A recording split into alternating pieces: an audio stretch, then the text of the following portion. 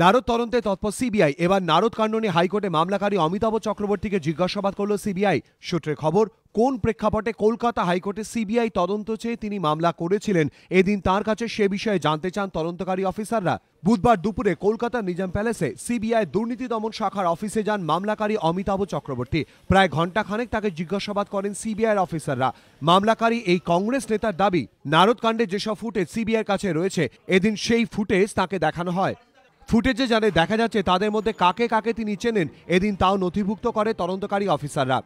সিবিআইকে আমার এটাই বলা যে সত্য উদ্ঘাটন হোক। সিবিআই যখনই ডাকবে আমি আসবো। আমাকে আবার বলেছে হয়তো আপনাকে একবার ডাকতে হতে পারে, আমি নিশ্চয়ই আসবো। শুধু মামলাকারী নন, এর পাশাপাশি নারদ নিউজের কর্তা ম্যাথু স্যামুয়েলকেও ফের তলব করেছে তদন্তকারী সংস্থা। 19 মে তাকে নিজাম প্যালেসে হাজির হওয়ার নির্দেশ দেওয়া হয়েছে।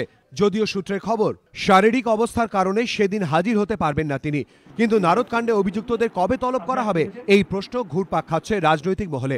সূত্রে খবর, মামলাকারী অমিতাভ চক্রবর্তী এবং স্টিং যিনি করেছিলেন সেই ম্যাথু স্যামুয়েলকে জিজ্ঞাসাবাদ সম্পূর্ণ হওয়ার পরেই অভিযুক্তদের জিজ্ঞাসাবাদের জন্য ডাকতে পারে সিবিআই। রাজর্ষি দত্তগুপ্ত, এবিপি আনন্দ, কলকাতা।